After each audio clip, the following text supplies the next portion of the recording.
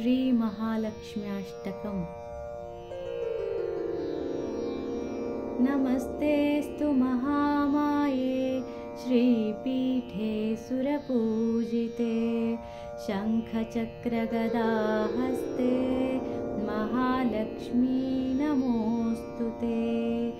नमस्ते गरुडारूढे कोलासुरभयङ्करी, सर्वपापहरे देवी महालक्ष्मी नमोऽस्तु ते।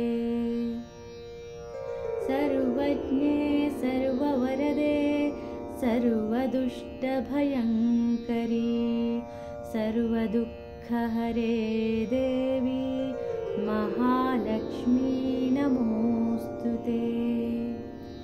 सिद्धिबुद्धिप्रदे देवी भुक्तिमुक्तिप्रदायिनी, मन्त्रमूर्ते सदा देवी महालक्ष्मी नमोऽस्तु ते।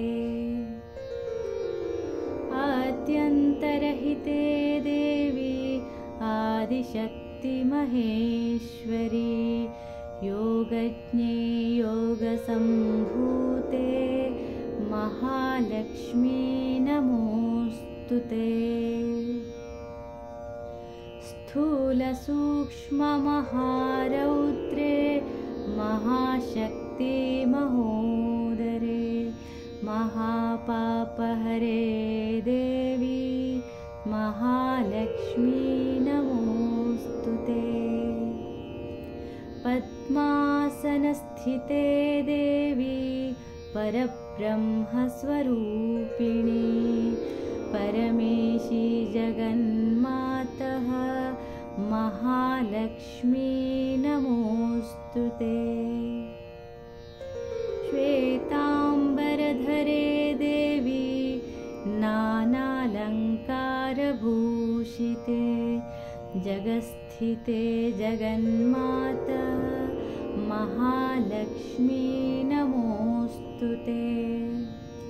महालक्ष्म्यष्टकस्तोत्रं यः पठेत् भक्तिमान् नरः, सर्वसिद्धिमवाप्नोति, राज्यं प्राप्नोति सर्वदा।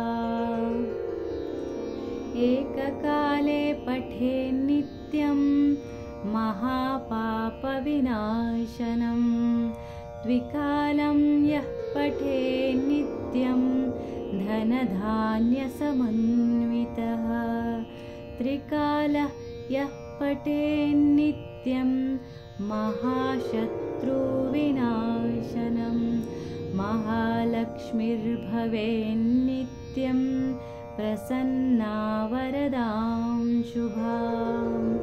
इति श्रीमहालक्ष्म्यष्टकस्तोत्रं सम्पूर्णम्।